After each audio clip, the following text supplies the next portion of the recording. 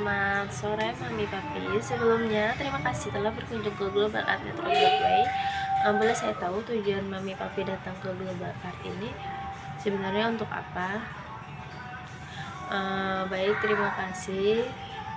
Sebelum menjelaskan mengenai Global Art itu apa, izinkan saya memperkenalkan diri terlebih dahulu. Perkenalkan, nama saya Miss Amel. Kami semua di sini tuh bisa dipanggil Miss ataupun Mister. Mengenai Global Art, mungkin saya akan menjelaskan terlebih dahulu yaitu historinya. Jadi gini Mami Papi, Global Art itu merupakan perusahaan franchise yang siapapun bisa memiliki perusahaan tersebut jika membeli franchise-nya. Global Art sudah ada sejak tahun 1999 di Malaysia, dan pertama kali didirikan oleh founder kita yaitu Mr. Mahergo. Dan saat ini kita sudah tersebar luas di 23 negara dengan lebih dari 600 cabang. Dan untuk di Indonesia, Global Art sudah ada sejak 2004, dan saat ini kita sudah ada loh lebih dari 100 cabang di Indonesia. Jadi yang Mami Papi tahu bahwa di Indonesia itu kita sudah berdiri sejak 21 tahun ya Mami. Selanjutnya mengenai Global Art itu apa, jadi gini Mami Papi, Global Art itu merupakan pendidikan otak kanan yang dimana kita tuh pendidikan non formal.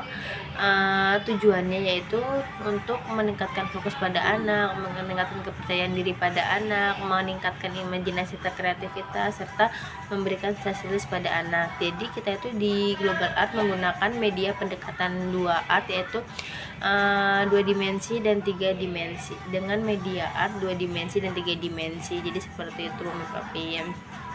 Lalu di Global Art itu kita ada 2 program, yaitu core program dengan enhancement program.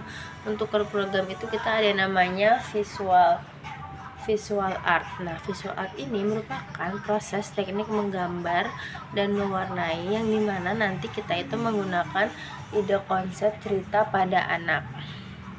Lalu nanti di dalamnya itu terdapat level-level sesuai dengan kemampuan anak pada usianya. Jadi seperti itu untuk core program yaitu visual art. Sedangkan untuk attachment program atau program tambahan kita itu ada yang namanya 2 dimensi dan 3 dimensi. Untuk 2 dimensi itu kita ada namanya kartun, komik, serta acrylic painting. Sedangkan untuk untuk yang 3 dimensi kita itu ada yang namanya G-clay, craft, terus ada yang namanya deco art dan cultural art. Tujuan semua dari 2 dimensi dan 3 dimensi tadi yaitu untuk menuangkan kreativitas anak melalui teknik menggambar dan mewarnai dengan benar. Jadi seperti itu. Salah satunya yaitu ada di core program yang tujuannya itu untuk meningkatkan fokus pada anak, meningkatkan kepercayaan diri pada anak, serta memberikan sosialis pada anak. Jadi kita tuh di Global Art itu bukan hanya jago melukis dan mewarnai saja, bukan hanya jago menggambar dan mewarnai saja, tapi kita itu juga yang namanya les kreativitas. Jadi kita juga melatih yang namanya pendidikan otak kanan. Jadi seperti itu Mami Papi. Lalu selanjutnya Miss Amel akan menjelaskan beberapa mengenai perbedaan les menggambar di luar dengan les menggambar di Global Art. Di gini Mami Papi, mungkin yang Mami Papi tahu bahwa mungkin kita itu sama saja dengan les menggambar di luar, yaitu hanya fokus pada teknik menggambarnya saja dan teknik mewarnai saja, tapi tidak Mami Papi. Jadi di Global Art dengan les menggambar di luar itu berbeda. Bedanya itu jadi gini, yang pertama dari tujuannya. Jika les menggambar di luar itu tujuannya hanya untuk meningkatkan kemampuannya dalam menggambar dan mewarnai saja. Sedangkan kita di Global itu tujuannya beda. Tujuannya itu kita untuk melatih anak agar nantinya mereka siap memasuki industri kreativitas. Jadi seperti itu Mami Papi. Untuk selanjutnya perbedaannya dari aliran seni. Jika les menggambar di luar itu aliran seninya menggunakan 2 aliran seni, yaitu fan art dan realis. Untuk fan art itu tujuannya hanya untuk menyenangkan pelukisnya saja, hanya untuk buat kesenangan pelukisnya saja. Jadi misalnya dari kita tidak paham makna dari lukisannya juga tidak apa-apa, itu tidak masalah. Lalu yang realis, untuk realis itu kita bentuk.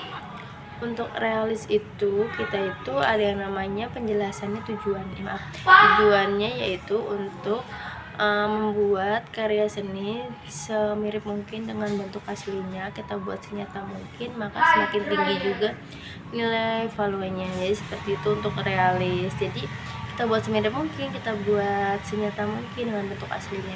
Contohnya itu misalnya kita menggambar apel. Terus kita kalau buat apel, kita buat dong semirip mungkin dengan warnanya yang merah, bentuknya yang bulat. Jadi seperti itu. Sedangkan di global art itu kita tuh menggunakan aliran seni komersial art, yang dimana kita tuh mengedepankan nilai ide jual. Jadi kita itu menggunakan ide konsep cerita juga.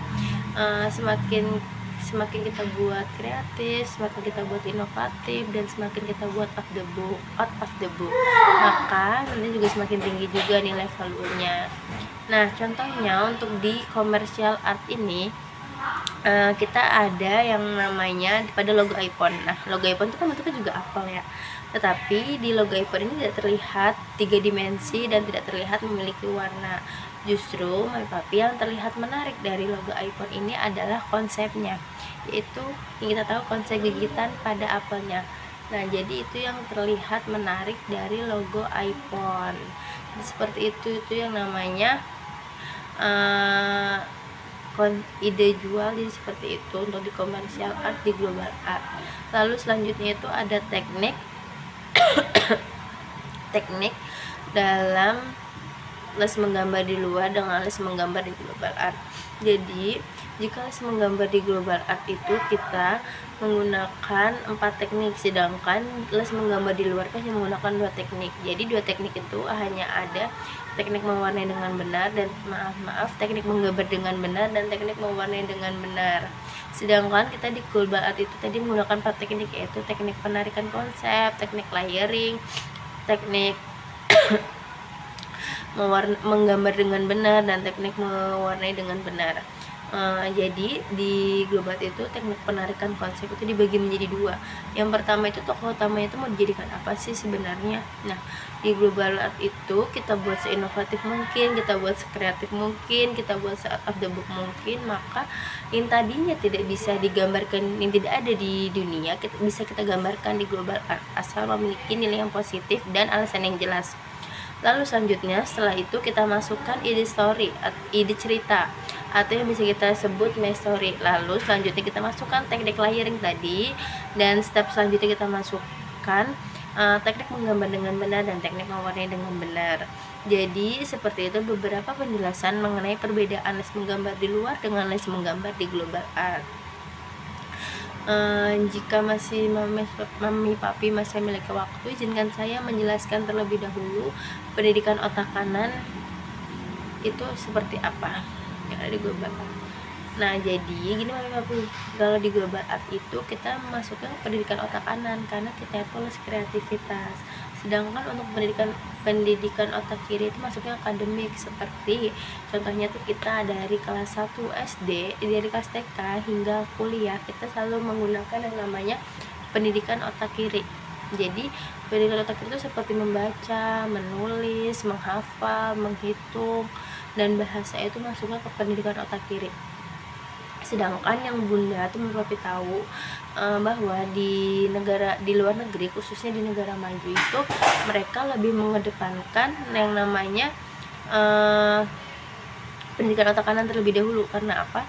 Karena menurut mereka pendidikan otak kanan itu fondasi awal bagi anak-anak mereka sebelum memasuki yang namanya dunia akademik. Contohnya itu ada di negara Jerman. Jadi di negara Jerman itu untuk kelas 3 SD mereka baru diajarkan pendidikan otak kiri. Sebelumnya mereka diajarkan pendidikan otak kanan terlebih dahulu.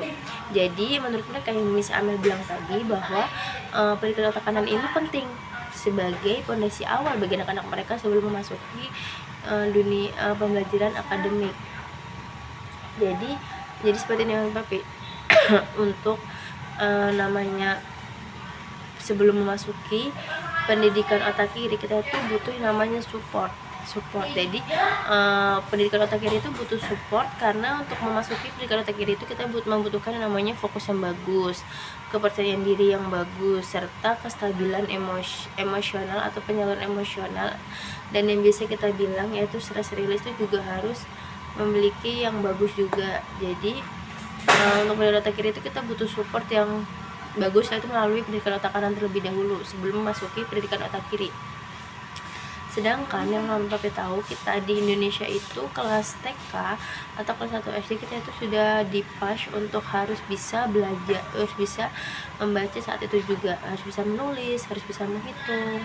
Oleh karena itu di Indonesia bimbel-bimbel yang ada di Indonesia itu tampak tumbuh subur, tampak lebih rame karena di sekolahan anak-anak mereka tuh tidak bisa mengikuti pembelajaran dengan baik karena fokusnya kurang bagus, kepercayaan dirinya juga kurang bagus.